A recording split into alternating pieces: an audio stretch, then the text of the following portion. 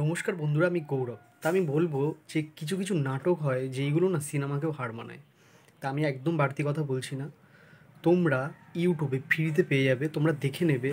মানে নাটকটির নাম হচ্ছে প্রিয় প্রজাপতি। তার জাকিয়া শৌখিন এখানে পরিচালনা করেছেন, আর বাংলাদেশের কিং অফ রোমান্স যে অপূর্ব, সে রয়েছে নাটকটিতে। আর নায়িকাদের রয়েছে হচ্ছে, নায়িকা হিসাবে রয়েছে তাসনিয়া ফারিন।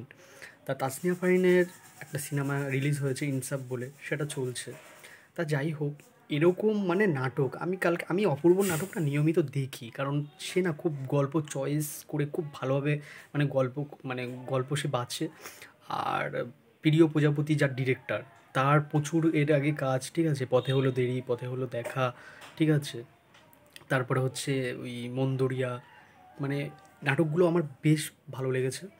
তা আমি কালকে দেখলাম, কালকে অনেক রাতেই মানে 11টার পরে খাওয়া দাওয়ার পরে আমি দেখতে বসলাম। 1 ঘন্টা কয়েক সেকেন্ড, মানে 1 ঘন্টার একটু বেশি, 1 ঘন্টা 5 মিনিট মতন এরকম টাইপের নাটকটি। তা নাটকটি দেখলাম, এত সুন্দর লাগলো। মানে বাজেট, মানে যে এই নাটকের কিন্তু বাজেট আছে। আমি বলবো যে চার দেয়ালের মধ্যে যেই সব নাটকগুলো থাকে না, মানে আর আমি একটা কথা বলবো যে এই নাটকগুলো তুমি দেখবে, এই অপূর্ব অপূর্ব আমি জানি না যে এখন নিশো এরাও তো মানে বড় পর্দায় কাজ করছে, আমি চাই অপূর্বও যেন বড় পর্দায় কাজ করুক বাংলাদেশে। তার মধ্যে যে একটা অরা রয়েছে না, যে মানে সুপারস্টারদের দেখবে একটা অরা থাকে তার মধ্যে, সেটা ভালোভাবে বোঝা যায়। মানে যেটা আমাদের এখানে উত্তম কুমারের মধ্যে ছিল। দেখবে উত্তম কুমার যখন কথা বলবে বা এমনি সে একটুখানি দাঁড়াবে, রাস্তায় যে কোনো একটা জায়গায় বসলো বা দাঁড়ালো, মানে একটা অরা কাজ করে যে তাকে না দেখতে ইচ্ছা করে সেরকম। অপূর্ব সিম্পল, মানে দেখা গেলো যে জামার বোতামটা লাগাচ্ছে, তার মধ্যেও যেন একটা স্টাইল রয়েছে। তো এই জিনিসটা না আমি খেয়াল করেছি এই নাটকটিতেও। আর এই নাটকটি কিন্তু একটু কমেডি, মানে আমি বলবো যে প্রচুর যে হা হা করে হাসবে সেরকম কমেডি না, একটা সুন্দর কমেডি কমেডি রোমান্টিক গল্প। তা তোমরা দেখতে পারো, কিন্তু ইউটিউবে অ্যাভেলেবেল রয়েছে। আর আমি বলবো যে যেই ইউটিউব চ্যানেল থেকে মানে চ্যানেলটির থেকে ছেড়েছে, সেই চ্যানেলটি না পুরো নতুন, মানে এই প্রথম নাটক মনে হয় তারা রিলিজ দিচ্ছে। কারণ প্রথমে যখন এর টিজারটা বের হয় তখন আমি দেখতে গিয়ে দেখছিলাম যে এটা, আমি যেরকম এটা কি মানে কোনো প্রোডাকশনের চ্যানেল নাকি এটা আবার কপি করে মানে তারা আবার ছেড়েছে মানে এই নাটকটির টিজারটি। কারণ সেখানে দেখছিলাম আমি 1000 বা 900 এরকম সাবস্ক্রাইব। তারপরে কালকে যখন নাটকটি দেখা শেষ হলো, আমি দেখলাম যে 9000 মতন সামথিং, 9,500 মতন মানে সাবস্ক্রাইবার হয়েছে। তারপরে আজকে আমি দেখলাম সেখানে হচ্ছে 14,000-এর বেশি এখন সাবস্ক্রাইব মানে হয়ে গেছে। মানে আমি এটাই বলবো যে অপূর্ব তার এই নাটকটা যদি কোনো বড় সিএমভি একটা চ্যানেল আছে ওদের বাংলাদেশের, সেই চ্যানেলে যদি ছাড়তো তাহলে কিন্তু মানে এই নাটকটি আরও প্রচুর মানে ভাইরাল হয়ে যেত। যেটা মন্দুয়ারি হয়েছে, পথে হলো দেরি হয়েছে, যেরকম এতক্ষণে 3 মিলিয়ন 4 মিলিয়ন হয়ে যেত আমি বলবো। কিন্তু এই নাটকটি কিন্তু ভালো রেসপন্স পাচ্ছে আমি বলবো ইউটিউবে একটা নতুন চ্যানেল হিসাবে এসেও।